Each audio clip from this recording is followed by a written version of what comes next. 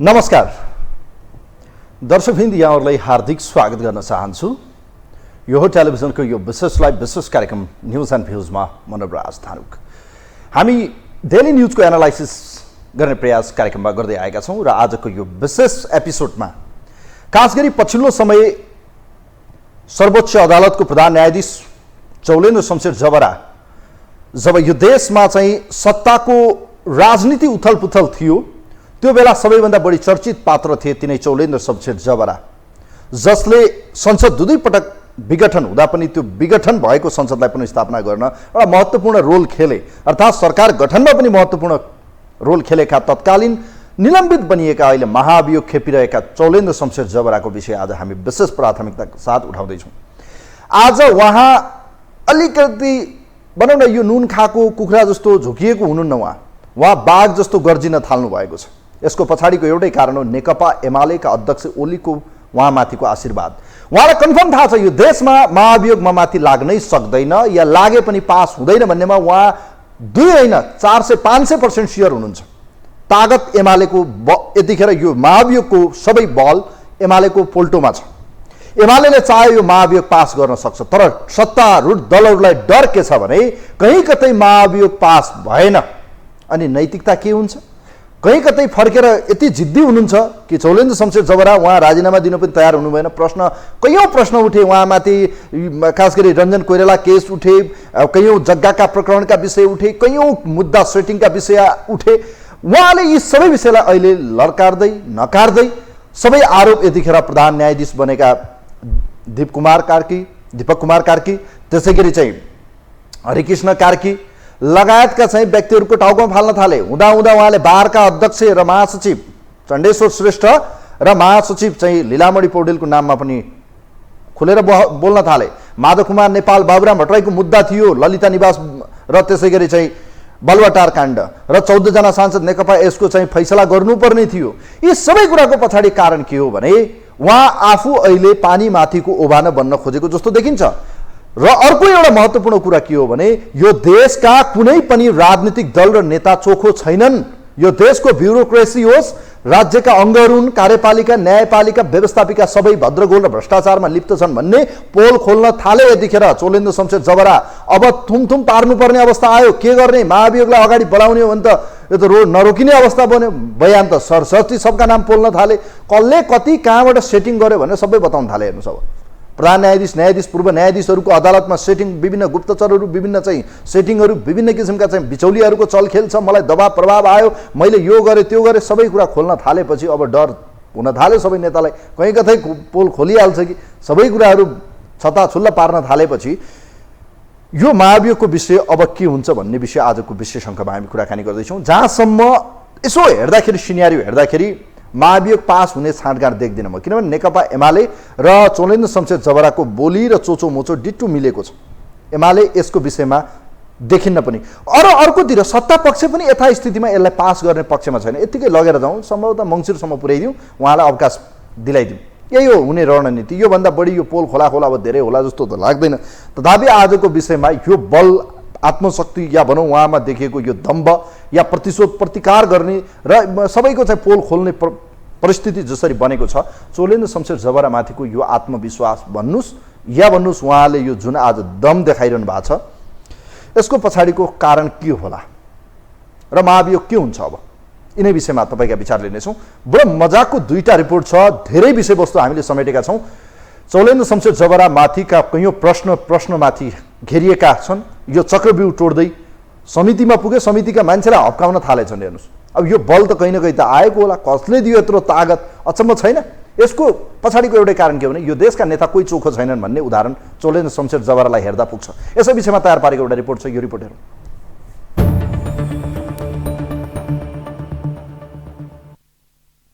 सधैँ आरोपीलाई कानुनी कठघरामा उभ्याएर तीखो शैलीमा तीखै प्रश्न गर्ने बानी परेका चौलेन्द्र शमशेर राणा यति बेला आफै कानुनी कठघरामा छन्। 6 महिना अघि प्रतिनिधि सभामा महाभियोग दर्ता भएपछि निलम्बनमा परेका राणालाई बुधबारदेखि महाभियोग सिफारिस समितिले बयानका लागि बोलाएको छ।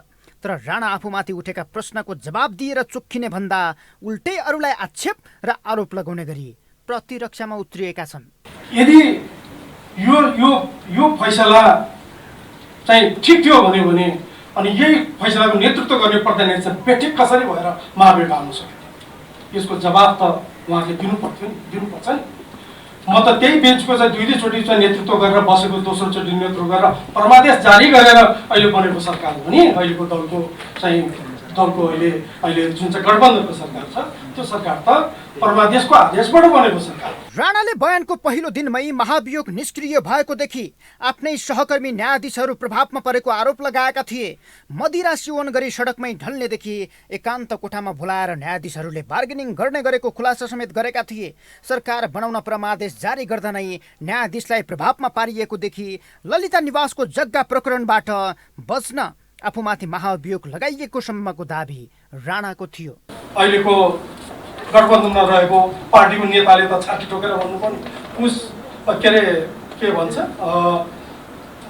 फागुन 1 गते उहाँको मुद्दा थियो, उहाँसँग सम्बन्धित उहाँको पार्टीसँग सम्बन्धित मुद्दा थियो। त्यसले गर्दाखेरि हामीलाई चाहिँ गठबन्धनलाई सरकारले सिद्धाउन पर्ने, हामीलाई सिद्धाउन पर्ने, छाती पिटेर हामी यही पिटी गरेर चाहिँ सिद्धाइदिउँ भनेर उहाँको अध्यक्षजीले भन्नुभयो। प्रधान न्यायाधीशलाई महाभियोग फागुन 1 गते ल्याइहाल्नु। अब यसरी नै अगाडि बढ्दै जुडिसियल अगाडि बढाउँदै लाँदा त भइहाल्छ। छाती पिटेर भन्नुभयो यो मैले लिएर आएर मैले खत्तम गरिदिएँ भनेर भन्नु। बुधबार करिब 3 घण्टा चलेको बयानमा राणाले आफ्नो बचाउ गर्नकै लागि धेरैमाथि धेरै खाले आरोप थुपारेका छन्। आफ्नै नेतृत्वको फैसलामाथि शङ्का गर्दै संसद विघटनको मुद्दामा ओलीको प्रशंसा गरेका छन्। बिहिबारको बयानमा समेत उल्टै समितिका सदस्यहरूलाई प्रतिप्रश्न गरेर आच्छु बनाएका राणाले आफूमाथि लगाइएका आरोप तथ्यहीन भएको भन्दै संविधान र नियमावली देखाएर महाभियोग सिफारिस समितिले सोधेका प्रश्नको औचित्य नभएको दाबी समेत गरेका छन्, जसले समितिलाई बयान लिनै हम्मे परेको छ। हामी हिजो चाहिँ झन्डै 5 घण्टा बैठक बसेर हामीले 4वटा प्रश्नमा छलफल गऱ्यौँ। पहिलो दिन भएकोले अलिकति बढी भूमिका, अलिकति बढी स्पष्टोक्ति, अलिकति प्रक्रियाका बारेमा पनि हाम्रो हिजो छलफल रह्यो। त्यसो भएको हुनाले समय लाग्यो। आज अलिक छिट्टो अगाडि बढ्छ जस्तो लागेको थियो। 5 नम्बर र 6 नम्बर प्रश्न अलिक लामो, अलिक व्याख्यात्मक पनि प्रश्न आफै पनि थियो। त्यो भएको हुनाले प्रधान न्यायाधीशको जवाफ पनि लामो नै रह्यो। त्यसमा प्रति प्रश्न पनि धेरै रहे।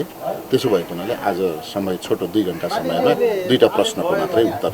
बुधबार राणाको बयान करिब 3 घण्टा चलेको थियो, तर राणाको ज्याद्रो प्रतिप्रश्नका अघि बिहिबारको बैठक 30 मिनट पनि टिक्न सकेन। अब आइतबारका लागि भन्दै बयान 3 दिन पर सारिएको छ। सोधिएका प्रश्नमा धेरै भूमिका बाँध्ने, धेरै प्रक्रियाबाट जाने र घरिघरि समिति र संसदलाई नै प्रश्न गर्दै व्याख्यात्मक शैली अपनाउने राणाको स्वभावले यसको निकासमै प्रश्न उठेको छ। राणाको यो शैलीलाई स्वाभाविक मानिएको छैन। म चाहिँ सही थिएँ, बारले गलत गर्यो, म चाहिँ सही थिएँ, मिडियाले गलत गर्यो, म चाहिँ सही थिएँ, मेरा सहकर्मी न्यायाधीशहरूले मलाई गलत गर्यो भनेर अरू सबै बेठिक उहाँ मात्रै ठिक भन्ने जस्तो जुन उहाँले अभिव्यक्ति दिनुभयो। अब त्यसको सन्दर्भमा मैले चाहिँ त्यसबारेमा केही भन्दिनँ, किनभने त्यसको मूल्याङ्कन गर्ने त्यो कस्तो थियो, के थियो, ती कुराहरूबाट सोधिएका प्रश्नहरूको जवाब आयो कि आएन, त्यो जुन समिति छ, छानबिन समिति, उसैले मूल्याङ्कन गर्ने विषय हो। राणाले बयानका क्रममा धेरै खाले पोल खोलेका छन्। राजनैतिक नेतृत्वदेखि न्यायालयका न्यायाधीश र बारका पदाधिकारीमाथि उठाएका सवाल निकै गम्भीर छन्, जसको जवाब राजनैतिक नेतृत्व, न्यायाधीश वा बारका पदाधिकारीले नदिए स्वतः आक्षेप पुष्टि हुने खालको छ। यता गठबन्धनको विरोध गर्दै गर्दा एमाले अध्यक्ष ओलीको तारिफ पनि गरेका छन्। फलत चुलेन्द्रको यो चलाकीपनका अघि महाभियोग सिफारिस समिति पनि निरीह बन्ने खतरा देखिएको छ। महाअभियोग सिफारिस समितिले लिएको बयानको क्रममा पूर्व अनुमानित भन्दा फरक किसिमले प्रस्तुत भएका निलम्बित प्रधान न्यायाधीश चोलेन्द्र शमशेर राणाले आरोपहरूको बिस्कुन्नै फिजाएका छन्। ललिता निवास प्रकरणको पेशी तोकेका कारण महाअभियोग ल्याइएको आरोप लगाएका उनले एमाले अध्यक्ष केपी शर्मा ओलीको बाहेक सबैको खेदो नै खनेका हुन्। न्यायाधीश नै मातेर लड्ने गरेको, पैसाको बार्गेनिङ गर्ने गरेको, आफू अनुकूलको मुद्दा मात्र हेर्ने गरेको जस्तो आरोपले न्यायालयको अवस्था उदाङ्गो पारेका उनले राजनीतिक नेतृत्वमाथि पनि प्रश्न उठाउन छाडेनन्। हो वा होइन भन्ने प्रश्न र उठेको विषयमा तथ्यगत बयान दिने अवस्था सिर्जना गर्न नसकेका समिति सदस्य उप उनी निकै रवाफिलो रूपमा प्रस्तुत भएका थिए। आफू केवल नीतिगत रूपमा चल्न खोज्दा महाभियोगको शिकार हुनु परेको प्रमाणित गर्न लागि परेका उनले बयान दिनु आफ्ना लागि प्रश्न पार्ने अवसरका रूपमा भरपूर समयको उपयोग गरेका छन्। विगतमा महाभियोग आरोप लागेका भए पनि बयानको अवसर नपाएको अवस्थामा राणालाई भने त्यो अवसर प्राप्त भएको छ, जहाँ उनी आफ्नो टाउको फुटे मितको टाउको बेलसरी भन्ने उखानलाई चरितार्थ गरिरहेका छन्। न्यायालयभित्र देखिएको व्यथिति र अनियमितताको तार कतै न कतै अरूमा पनि र स्वयं राजनीतिक नेतृत्वमा पनि जोडिएको चर्चाका बीच राणा त्यही प्रमाणित गर्न खोजिरहेका छन्। आफूलाई न्याय दिन माग गरिरहेका उनले एकजनालाई डाम्ने र अरू त्यसैको छायामा मोज गर्ने प्रवृत्ति विरुद्ध धावा बोलेका छन्, जसले आफ्नो आरोपलाई कमजोर पार्ने उनको विश्वास छ। प्रष्ट रूपमा भने निवेदकर्ताहरूको तर्फबाट न्यायाधीशहरूलाई म्यानिपुलेट गरियो। मैले पटक पटक भन्दा उनीहरूलाई आश्वासन दियो प्रधान न्यायाधीश बनाउँछु भनियो। त्यसकारण मेरो विरुद्धमा यो स्थिति सिर्जना गरियो। अहिलेको गठबन्धनमा रहेको पार्टीको नेताले त छाती ठोकेर भन्नुपर्ने उस के भन्छ फागुन 1 गते उहाँको मुद्दा थियो, उहाँसँग सम्बन्धित उहाँको पार्टीसँग सम्बन्धित मुद्दा थियो। त्यसले गर्दाखेरि हामीलाई चाहिँ गठबन्धनलाई सरकारले सिद्धाउन खोज्ने, हामीलाई सिद्धाउन खोज्ने, छाती पिटाएर हामी यही पिटी गरेर चाहिँ सिद्धाइदिउँ भनेर उहाँको अध्यक्षजीले बोल्नुभयो। आम निराशाको अवस्थामा खेलेर भोट आफ्नो पक्षमा पार्ने नेताहरूको विगतको रणनीति झैँ राणाले पनि अहिले सहानुभूतिमा खेलिरहेका छन्। आफू दोषी होइन भन्ने प्रमाणित गर्ने भन्दा अरू चाहिँ किन होइनन् भन्न लागि परेका उनी महाभियोग प्रमाणित नहुनेमा विश्वस्त छन्, जसमा प्रमाणमा कमजोर देखिएको समिति र प्रश्नमा कमजोर देखिएका सदस्यहरूको अवस्थाले पनि मलजल गरेको छ। त्यस्तै ओलीको प्रशंसा गरेका उनी कहीँ कतै एमालेप्रति कृतज्ञता व्यक्त गरिरहेका छन्। एमालेको सहयोग बिना महाभियोग पास नहुने अहिलेको अवस्थामा एमालेकै दोहोरो चरित्रले उनलाई थप बल पुगेको छ। समय अभाव र बयानमै देखिएको ढिलासुस्ती लगायतका कारण आफू जोगिने बुझेका उनी कम्तीमा आम सर्वसाधारणमा विकास भएको आफूप्रतिको नकारात्मक धारणा कम गर्ने प्रयासमा छन्, जसमा एमालेले पनि मलजल गरिरहेको छ। राणाले दिएका जवाफबाट आफू दङ्ग भएको एमाले नेताहरूको भनाइले समेत यसलाई पुष्टि गरेको छ।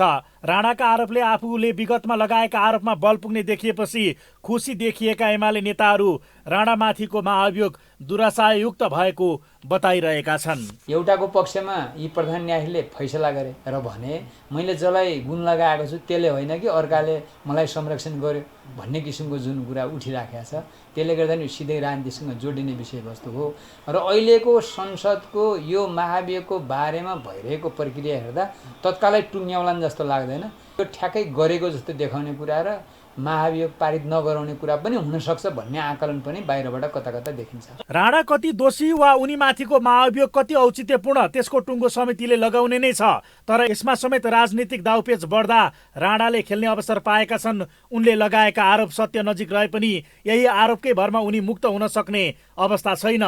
उनले आरोपित गरेका सबै कठघरामा आउनुपर्नेमा दुईमत नभए पनि कतै राजनीतिक दाउपेचमा उनी पनि र अरू पनि बच्ने विगतकै इतिहास त दोहोरिने होइन भन्ने प्रश्न अहिले खडा भएको छ।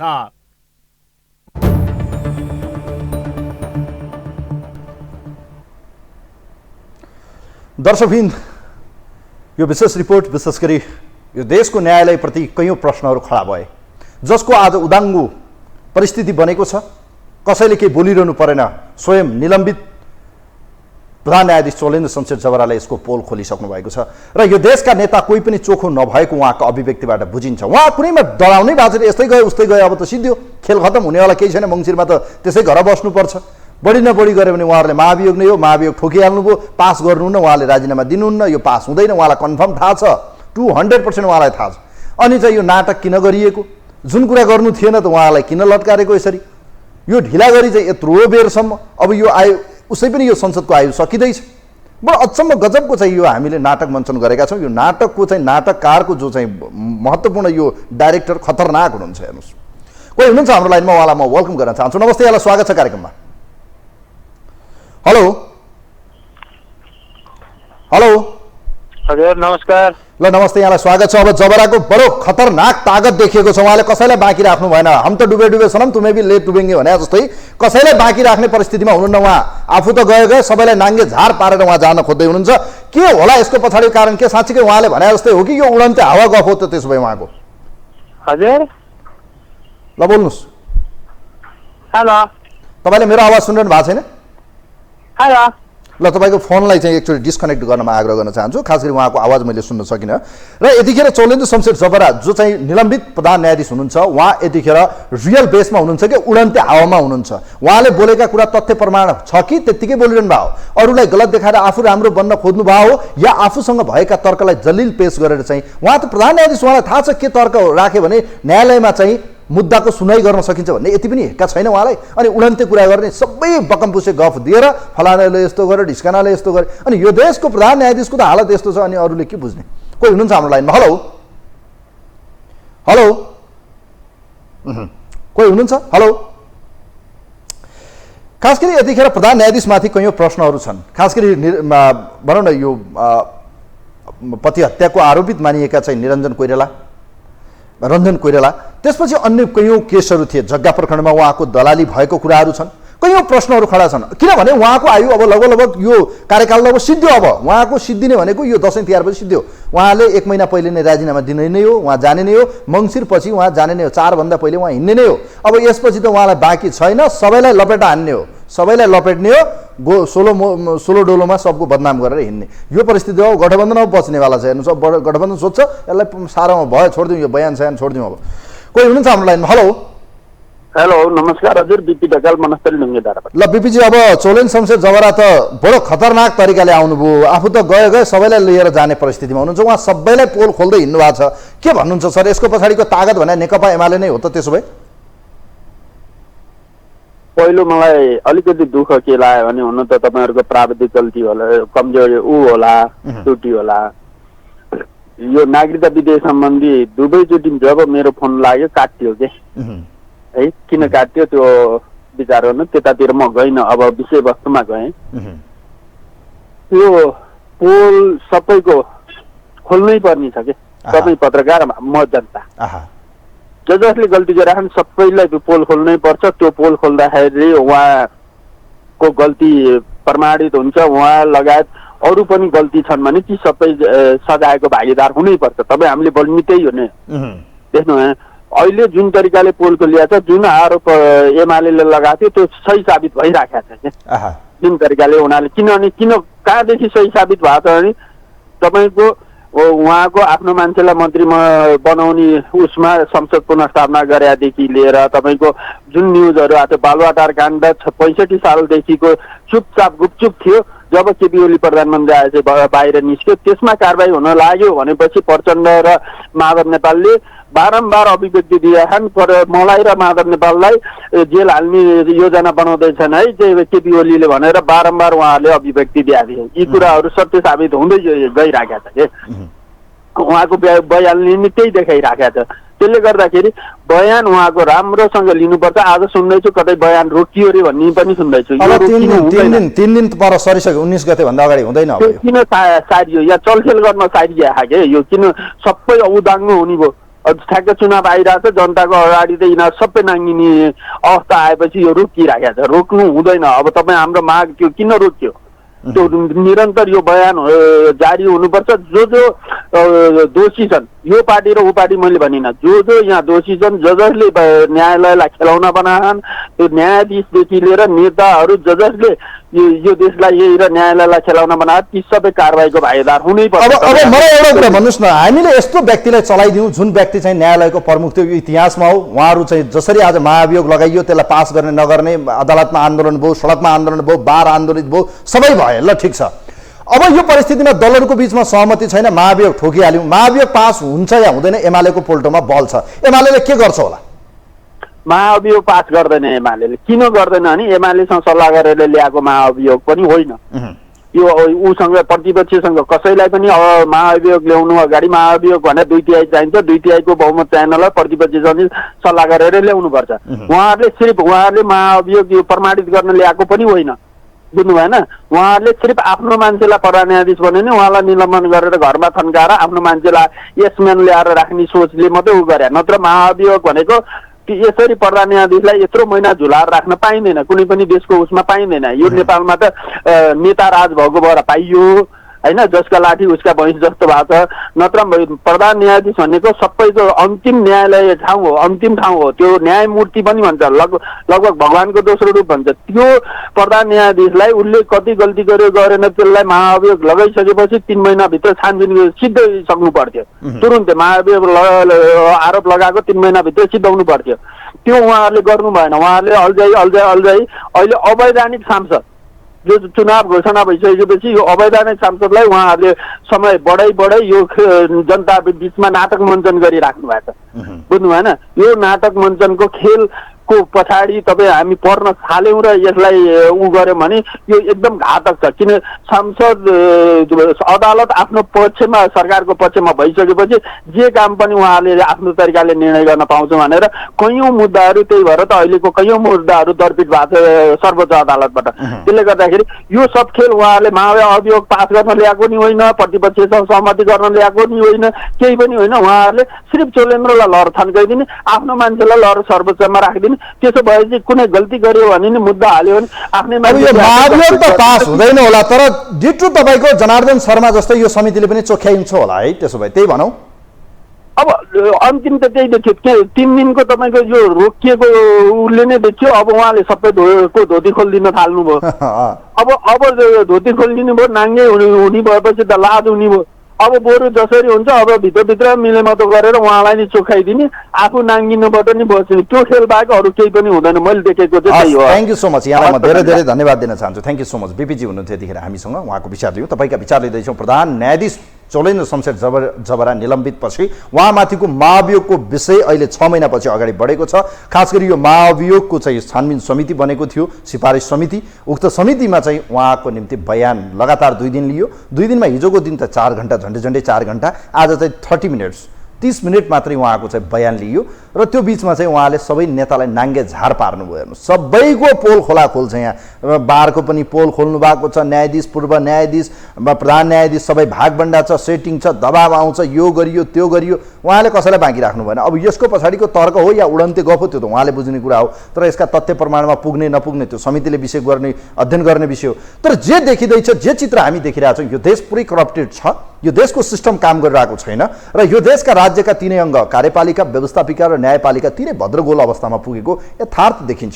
किनभने हामीले यदि व्यवस्थापिकाले सही ट्र्याकमा राख्ने हो भने यो महाअभियोग पास गर्नु पर्थ्यो। तर आज एमालेका कारणले महाअभियोग पास हुँदैन। यसले के बुझाउँछ भने सत्ता, स्वार्थ र राजनीतिक दाउपेचको रोटी हामी जहिले पनि सेक्दा सत्ता स्वार्थ भनौँ, राजनीतिक स्वार्थले आफ्ना निकटका मान्छे सधैँ चोखिने काम हुन्छ। हिजो जनार्दनमा पनि त्यही भयो, आज पनि त्यही, भोलि पनि त्यही हो। यसले भन्छ के भने सिस्टम करप्टेड भयो, सिस्टम फेलियरतिर हिँडेको देखिन्छ। कोही हुनुहुन्छ हाम्रो लाइनमा? हेलो हेलो, नमस्ते, यहाँलाई स्वागत छ। सिस्टम त पुरै भत्ता बुङ्ग लथा लिङ्ग भो नाङ्गे झार भएर सबै ओपन भइरहेको छ। अब केही छैन बाँकी, टाल्ने छोप्ने टालो पनि छैन। हेर्नुहोस्, प्रधान न्यायाधीश चोलेन्द्र शमशेर जबराले सबैको पोल खोल्न थाल्नुभयो। यो तागत नेकपा एमालेको अध्यक्षको बलमा आएको हो कि उहाँ महाअभियोग पास हुँदैन भन्ने थाहा पाएर हो कि किन चाहिँ उहाँ यति दम्बी बन्नुभयो? के हो कारण? होइन, यो न्यायालयमा अलिकता हाम्रो जनताको एउटा धरारो नै मान्छौँ न्यायालयलाई। न्यायालयमा गयो भने हामीले उन्मुक्ति पाउँछौँ भन्ने हाम्रो एउटा मान्यता, सिद्धान्त जे भने पनि हामीले विश्वास गरेको निकाय हो न्यायालय भनेको, तर अथवा सुरक्षाकर्मी। तर अहिले तपाईँको त्यो न्यायालयभित्र के भयो भन्दाखेरि सबै पार्टीहरूका भर्ती केन्द्र भयो क्या। पार्टीका मानिसहरू ल्याउने अनि अपराध जसले गरेका छन् नि त्यसलाई ढाकछोप गर्ने प्रश्न देखिन्छ। यो हामी कुनै चाहिँ उ नै नपढे पनि, संविधानै नउ गरे पनि त्यो प्रश्न देखिन्छ र बुझिन्छ। तपाईँको अब उहाँले भने, मैले अघि पनि आज सुनिरहेको थिएँ, त्यहाँ उहाँले भनेको मलाई कति कुरा राइट पनि लाग्यो। तर राइट लाग्यो भन्दा भन्दै उहाँले अब जाँड रक्सी खाएर न्यायाधीशहरू आए यहाँ त्यहाँ भन्नुभयो नि। उहाँ एउटा न्यायाधीश, उहाँले उहाँहरूलाई चाहिँ किन कारवाही गरिएन? अहिले यत्रो कुरा हुँदा उहाँ यत्रो महिनासम्म किन चुप लाग्नुभयो? त्यत्रो वर्ष उहाँ बस्नुभयो, के बस्नुभएको थियो? आलु पकाएर खाँदै हुनुहुन्थ्यो उहाँ? मेरो त प्रश्न ठाडो हुन्छ नि। न्यायालयभित्र उहाँलाई बकाइदा चाहिँ अधिकार छ त्यसरी खाएर आउने। त्यस्तो गर्दाखेरि उहाँले ती जुन अब उहाँले यस्तो गर्दाखेरि पैसाको कुरा जस्तो पनि लाग्यो मलाई त्यो कुरा गर्दाखेरि उहाँहरूलाई चाहिँ जसले गरेका छन् त्यहाँलाई तिनीहरूलाई चाहिँ इमिडिएटली कारबाही गर्नु पर्थ्यो उहाँको कमजोरी हो होइन कमजोरी हो अनि उहाँले त्यो अलिकति उ गर्दाखेरि चाहिँ त्यो जुन ललिता निवासको माधव नेपाल र तपाईँको चाहिँ बाबुराम भट्टराईलाई मुद्दा हाल्न उ गर्दाखेरि चाहिँ यो बखडा निस्क्यो भनेर आयो त्यो उहाँले त्यो बखडा निकाल्नुभन्दा अगाडि के हेरेर बस्नुभयो त कानुनको दायरामा ल्याउनु पर्थ्यो र झाक्नु पर्थ्यो नि त इमिडिएटली प्रशासन के का लागि न्यायालय उहाँले चलाउनुहुन्छ भने प्रशासन के का लागि खडा गरेको त प्रशासन थियो इमिडिएटली तिनीहरूलाई ल्याएर कानुनको दायरामा ल्याएर चाहिँ छानबिन गरेको भए त परस्त आउँथ्यो नि त होइन र जनताले परस्त थाहा पाउँथे दुधको दुध पानीको पानी हुन्थ्यो तर त्यहाँ ढाकछोप गरियो यो त कुटे जस्तो गर्ने म रोए जस्तो गर्छु है भन्ने खेल चाहिँ म परस्त देख्छु किन भन्दाखेरि एमसिसीको खेल खेलेको देख्छु एमसिसीमा पनि त्यसै गर्यो नि कोही विरोध गर्ने कोही चाहिँ कुनामा बसेर हात छडिएर बस्यो नि हो यो पनि त्यही हो यो राजनीति दाउपेचमा यिनीहरूले भूमिका खेले म अचम्म यो परेछु सत्ता पक्ष होस् चाहे प्रतिपक्ष होस् यो यस्ता महत्त्वपूर्ण विषयमा राजनीतिक दलहरूको ध्रुवीकृत या ध्रुवीकरणले चाहिँ यस्तो प्रवृत्ति धेरै हावी हुन्छ हेर्नुहोस् भोलि पनि हावी हुन्छ यसलाई ठेगान लगाइन हामीले समयमै यसलाई चाहिँ टुङ्गो पुर्याइएन आज आएर यस्तो परिस्थिति बन्यो यसको दोषी को हो त त्यसो भए नेकपा एमाले कि सत्ता पक्ष होइन यी दुईटै दोषी हुन् किन दुईपट्टिबाट यी दोषी भए किन कारबाही गर्दैनन् त इमिडिएटली कारबाही गर्नुपर्छ अनि त्यसलाई ढाकछोप गर्ने एउटा चाहिँ नबुझे जस्तो गर्ने एउटा बुझे जस्तो गरेर त्यहाँ ढाकछोप गरेको छल कपट देखिन्छ क्या कारबाही गर्नुपर्छ इमिडिएटली दुधको दुध पानीको पानी छुटाउनु पर्यो नि त न्यायालय भनेको त तपाईँको 3 करोड जनताको धरारा होइन त्यो अनि जसलाई पाए एउटा पार्टी एउटा नेताका पक्षमा लागेर अनि उनीहरूको अपराधलाई ढाकछोप गरेर बस्नु भनेको त न्यायालयको पनि गल्ती हो अब के हुन्छ लाग्छ तपाईलाई यो महाभियोग पास हुन्छ कि यतिकै चाहिँ जाने सुनपानी छर्किने अनि सबै हुन्छ यो पास हुँदैन यी गर्दैनन् यो ढाकछोप गर्ने त्यतिकै ल्याङफ्याङमा अब टाइमसी दिन आएको अब यी सबै चाहिँ तपाईँको चुनाव घोषणा गरिसके अब सरकारको पनि यो समितिको पनि यसो हेर्दा यो त्यतिकै ल्याङफ्याङमा अब टाइमसी दिन्छ भन्छन् छोड्छन् केही पनि हुँदैन नेपालमा कसैले केही गर्दैनन् यो सत्तामा बस्ने गरिब जनताको करबाट यिनीहरू कर्मलुट गर्ने खाने यिनीहरू सुविधा लिने यो देशलाई तहस नहस बनाउने सबै निकाय तहस नहस बनाउने हुन् यो कोबाट कुन देशबाट कहाँबाट यिनीहरू परिचालित छन् यो राष्ट्रका लागि यिनीहरूले कुनै काम पनि अहिलेसम्म सत्य तथ्य चाहिँ ल्याएको पनि छैन कुनैले गरेका छैन गरिब जनतामा धेरै धेरै धन्यवाद दिन चाहन्छु थ्याङ्क यू सो मच धेरै धेरै धन्यवाद दिन चाहन्छु नेत्रजी हुनुहुन्थ्यो यतिखेर हामीसँग खास गरी चोलेन्द्र शमशेर जबराको तागत बडो बलियो देखिएको छ उहाँलाई कन्फर्म थाहा छ महाभियोग पास हुँदैन एमाले उहाँलाई ढाडस दिइसकेको छ यो बुझिन्छ उहाँका अभिव्यक्ति बडी ल्याङ्ग्वेजबाट यसका पछाडि उहाँमा हताश पनि देखिन्छ अलिकति उहाँ मेन्टली अलिकति चाहिँ भनौँ न सिक जस्तो देखिन्छ अर्थात् अलिकति डराएको जस्तो अलिकति यो भड्केको जस्तो कहिलेकाहीँ आत्मा भड्केको हुन्छ यो भड्केको जस्तो अलिकति आवेग पनि आएको जस्तो अलिकति ईर्ष्या जस्तो अलिकति प्रतिशोध जस्तो अलिकति इगो पनि उहाँको भित्र देखिन्छ जुन बयानले उडन्ते बयान देखिन्छ तथ्यमा बयान हुनुहुन्न उडन्ते बयान छ यो उडन्ते बयान लिनेहरू पनि उडन्ते हुनुहुन्छ फेरि यसले त दिने त त्यही उडन्ते नै हो फेरि भन्नुको अर्थ सबैले अब पानी छर्किने यो सुनपानी छर्किने चोख्याउने काम नै हुन्छ लेखेर राख्नु होला तपाईहरू यो पास हुँदैन किनभने नेकपा एमाले यो परिस्थितिमा पास गर्दैन सत्ता पक्ष पनि सम्भवतः लाग्छ 20 गते पछि अहिले उम्मेदवार सिफारिस हुँदै हुनुहुन्छ उहाँहरू 20 गतेपछि बन्द सूची आउँछ बन्द सूचीपछि उहाँहरूका आफ्ना आफ्नै क्रियाकलाप हुन्छन् र असोजमा मनोनयन दर्ता छ यो यतिकै थामथुम हुन्छ यो संसद पनि सकिन्छ यो महाभियोग पनि त्यतिकै लतारेर जान्छ हेर्नुहोस् यो लेखेर राख्नु होला अब यो विषयमा धेरै बहस त गर्न आवश्यक छैन अन्तिम कोही हुनुहुन्छ हाम्रो लाइनमा सबैको पोल खोलाखोलको अवस्था बन्यो यो नाङ्गो एउटा उदाहरण चाहिँ देखिएको छ यति मात्रै हो कि यो देशका सबै नेताहरू चोखा छैनन् भन्ने कुरा ज्वलन्त उदाहरण उहाँले दिइ पनि सक्नुभयो आफू पनि त्यस्तै अरू पनि त्यस्तै छन् भन्ने उदाहरण हो कोही हुनुहुन्छ हाम्रो लाइनमा हेलो हेलो कोही हुनुहुन्छ हेलो खास गरी यो निलम्बित प्रधान न्यायाधीश चोलेन्द्र शमशेर जबरामाथि यतिखेर महाभियोगको विषय अगाडि बढाइएको छ र महाभियोगसँग छानबिन गर्ने जसले यो सुझाव दिने र यसको चाहिँ उप छानबिन गर्ने एउटा समिति संसदीय समिति उहाँलाई बयानका निम्ति बोलाइएको छ। बयान 2 दिन चल्यो, अझै यो लम्बिने देखिन्छ, तर यो कति दिन लम्बिने हो थाहा छैन। कोही हुनुहुन्छ हाम्रो लाइनमा? हेलो हजुर, नमस्ते, यहाँलाई स्वागत छ। ए हजुर, कहाँबाट को बोल्नुभयो हजुर? म यहाँ राजु गौतम। ल गौतम सर, यहाँलाई स्वागत छ। अब निलम्बित प्रधान न्यायाधीशको चाहिँ बडो गजबको चाहिँ उहाँमा चाहिँ एक किसिमको तागत आएको छ, उहाँले सबैको पोल खोल्न थाल्नुभयो। के भइरहेको छ यो देशमा? तपाईँलाई के लाग्छ यो महाभियोगको विषय पास नहुने विषयलाई हामीले किन चाहिँ यो अगाडि बढायौँ? नमच्चिने पिङलाई चाहिँ 100 झट्का लगाउँदैछौँ, यो हुन्छ चाहिँ के? तपाईँलाई के लाग्छ प्लिज? अब यो त के छ भने जुन अहिलेका जुन गठबन्धनहरू छन्, यी गठबन्धनहरूलाई राम्ररी थाहा थियो कि थाहा थिएन भन्नु पर्यो। यी विधायकहरू, विधान कानुन बनाउनेवालाहरू कि 2/3 नभइकन चाहिँ ऊ पास हुँदैन भन्ने कुरो, यो चाहिँ महाअभियोग पास हुँदैन भन्ने कुरो चाहिँ उनीहरूलाई राम्ररी थाहा थियो। थाहा हुँदाहुँदै जुन एमालेसँग कुनै सल्लाह थाहै नदिकन यिनले एकतर्फी रूपबाट चाहिँ यो चाहिँ अभियोग ल्याए र यो पास गर्नका लागि ल्याएकै होइन।